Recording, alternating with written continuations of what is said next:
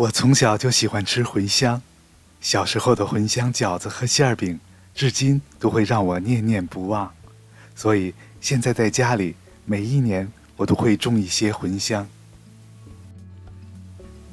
由于传统的亚洲小茴香需要更多的地块来种植，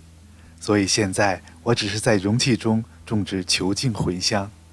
因为它的植株高大，产量会相对多一些。每年的3、4月份，你就可以开始在室内育苗，每穴放1到2粒种子，覆盖大约半公分厚的土壤，在摄氏20度左右的室内开始育苗。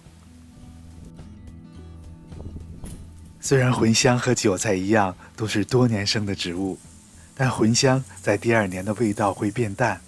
加上茴香非常容易生长，第1年就可以大量的采收。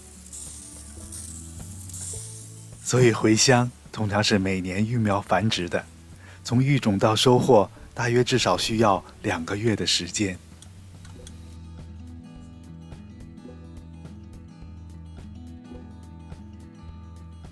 当幼苗长出几片针叶以后，就可以移栽到户外。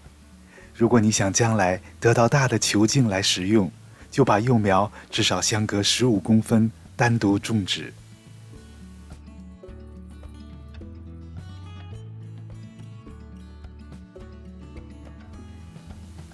如果你只想吃它们的叶子，也可以把几株幼苗集中一起种在容器中，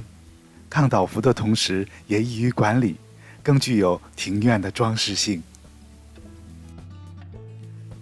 种植茴香只要把底肥施足，后期追肥就不用太过频繁。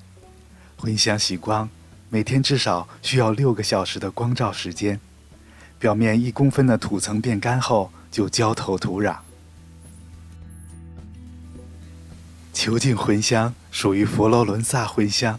也有不同的品种，最高可以长到近2米。在西方很多的庭院中，也会把它当作装饰绿植来种植。球茎茴香在早期遭受的虫害并不多，偶尔你可能会发现1、2只小青虫，它们属于茴香特有的一种欧芹青虫。它们将来会进化成凤尾蝴蝶，它们是花园传播花粉的益虫。如果没有太大的影响，你完全可以忽视它们。而到了后期，随着温度的升高，湿度的加大，蚜虫可能会成为主要的危害虫类，所以我们每次浇水的时候，可以特别冲洗一下枝叶的叶面。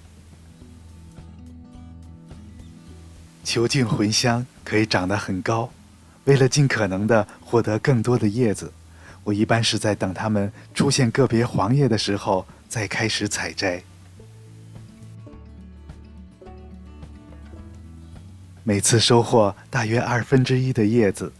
从最粗大的分支开始，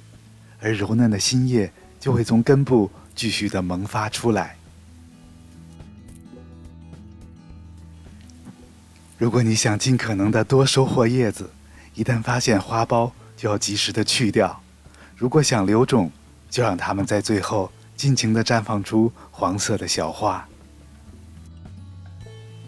球茎茴香的茎秆也是可以食用的，如果你觉得有点老，可以在烹饪的时候去掉一些比较硬的部分。今天用这些茴香来包饺子，无论和任何的蔬菜在一起，都能够凸显出它浓郁的味道。感谢您的收看与订阅，我们下期再见。